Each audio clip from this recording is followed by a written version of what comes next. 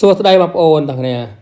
បាទនៅក្នុងវីដេអូនេះគឺរបៀបផុសវីដេអូឬរូបភាពឲ្យត្រូវពេលវេលាក្នុង Facebook បងប្អូនបាទហើយយើងមិនមែនថាផុសតាមគេថាម៉ោង7គឺម៉ោង7តាមគេទេបងប្អូនបាទគឺ account នីមួយៗគឺអត់ដូចគ្នាទេបងប្អូនបាទ page នីមួយៗអត់ដូចគ្នាទេបាទជួនកាល brand គិតមិនមើលម៉ោង10ជួនកាលមើលម៉ោង10គឺអត់ដូចគ្នាទេបាទហើយក្នុងវីដេអូនេះខ្ញុំបង្ហាញបងប្អូនទាំងគ្នាបាទឥឡូវនេះបងប្អូនទៅទស្សនាទាំងគ្នាបាទជាដំបូងបងប្អូនចូលនេះមើលបាទ Facebook បាទចិត្តទៅបាទចុចហើយបងប្អូនចូលកន្លែងនេះបាទឈ្មោះយើងនេះបាទជើងមកបាទចុចទៅបាទចុចចឹងហើយបងប្អូនចូលកន្លែងនេះបាទ dashboard បាទចុចទៅបាទ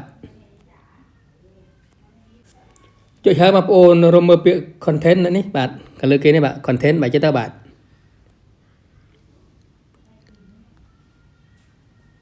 ចុចហើយខ្ញុំឧទាហរណ៍ថាវីដេអូនេះខ្ញុំទៅផុសមិញនេះបាទនេះបាទចុចទៅបាទ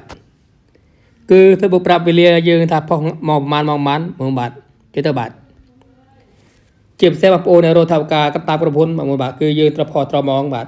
បងប្អូនចុចអូសបាទអូនលើបាទអូមកបងប្អូនទាញមកនេះមកបាទបងប្អូនចុចលេខនេះបាទពូតភ្លើងនេះបាទនេះបាទចុចទៅបាទមកដល់កន្លែងនេះហើយបងប្អូនរកមើលម៉ោងបាទនេះបាទរបស់ខ្ញុំនេះម៉ោងចាប់ពីម៉ោង10ព្រឹកដល់ម៉ោង8យប់បងប្អូនបាទគឺផុសអត់ត្រូវពេលវេលានេះបាទគឺទៅបើកការមើលឃើញបងប្អូនបាទហើយយើងមិនមែនតែផុសតាមគេថាម៉ោង8នេះផ្សេងថាម៉ោង8យើងម៉ោង8តាមគេអត់ទេបងប្អូនបាទគឺ account នេះមួយអត់ដូចគ្នាទេបាទហើយ brand នេះមួយអត់ដូចគ្នាទេបាទជួនកាលគាត់មើលម៉ោង8ជួនកាលគាត់មើលម៉ោង10បាទហើយឡើយចូលមើលមួយទៀតបាទចូលមើលបងប្អូនមួយទៀតបាទរូបភាពដូចគ្នាដែរបាទរូបភាពនេះថារូបភាពនេះបាទចុចទៅបាទហើយបងប្អូនអូសដល់លើទៅ